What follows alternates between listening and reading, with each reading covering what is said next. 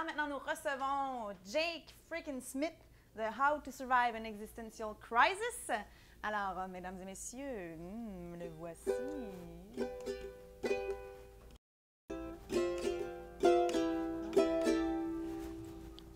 C'est rhabillé.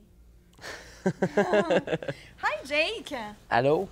Allô! OK, on peut Ça va? Ouais, bien sûr. Parfait. Alors, moi, j'ai vu ton spectacle hier. Oui. Et j'ai vraiment été touchée. J'ai trouvé que c'est comme un témoignage que tu nous livres parce que tu parles beaucoup de toi. Oui, vraiment. Oui. Et en fait, moi, j'ai une question. Je voulais savoir comment est-ce que c'est arrivé, ça, cette espèce de processus de je vais me livrer sur scène, je vais parler de moi, ça va être intéressant, les gens ils vont triper. Comment qu'on arrive à penser ça? OK, mais... ben, est-ce que ça te dérange si je dis ça en anglais? OK.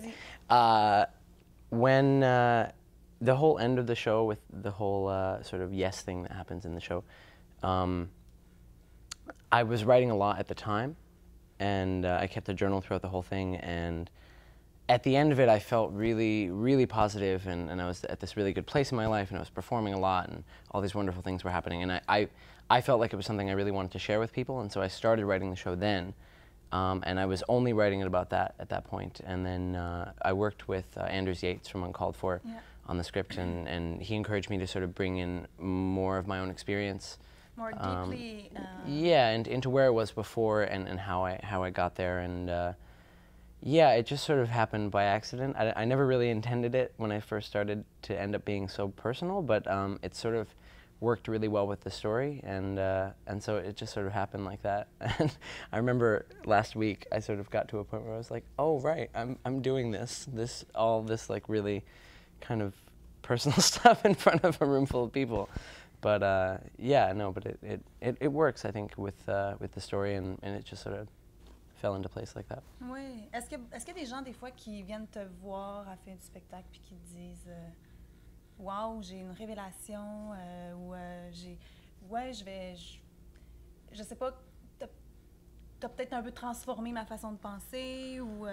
Actually, yeah, that's happened a couple of times, which has been really, really nice, because that was to me what I set out to do with the show, like originally, and I remember I told my director that if one person came up to me and said, I've started saying yes to things a lot after seeing the show, I would feel like it was all worthwhile. And that exact thing happened the other night. A girl came to see it on Friday, and she sought me out at 13th hour on Saturday night, and she said, I have not said no to a single thing since I've seen your show. Wow. Yeah, and I found that very inspiring and very touching. And a couple people have said things along those lines. Like the other day, this woman who I've never met in my life, who I don't know, she was definitely considerably older than I was. She came up to me after the show and just hugged me and said thank you. And then we ended up talking for an hour about, you know, our mutual experiences in life and different things like that. And I think it's a subject matter that everyone can connect to, you know, which is another reason why I wanted to write the show. It's no one has gone through the same existential crisis, but everybody goes through it, especially artists. I mean, you're constantly wondering, why am I doing this? Why? This is so hard, and I could just get a job as an accountant and it'd be fine, and yet I do this every day. Why? You know, and it's so easy to question that. And yeah, so I think it's easy to relate to. Est-ce que tu crois que ça pourrait encore t'arriver d'avoir une autre crise existentielle dans ta vie? Fuck, I have one every day. Are you kidding? Okay. Yeah, I mean, not not an intense one like I did before, you know, what led to the creation of the show. But no, I mean, it's so easy to go through like little existential crises all the time. It's funny, during the course of mounting the show, I actually went through the course of the show again, and I remember saying to my director that I was really glad that I ended the show on a positive note, because like by the end of the rehearsal process I was happy again, but like throughout the rehearsal process I had to go through the whole fucking thing again, and I was like, why am I doing this? This sucks.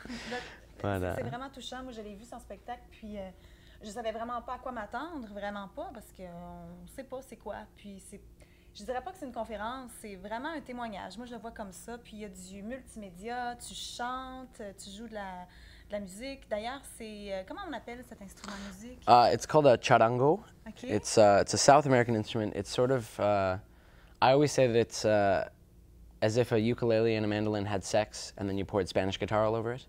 That's how I usually describe it to people. But it's very similar to ukulele in that it's in a similar register, so it's very high up, but it's got a lot more strings, and it's kind of got a weird. It's got a weird tuning, and it's very sort of ethereal sounding. Like I don't know. It's hard. It's hard to explain. But yeah. Anyway. C'est vraiment très beau. Ça t'a pris, juste une dernière question, ça t'a pris combien de temps, parce qu'il y a des vidéos, tout ça, d'écrire le spectacle?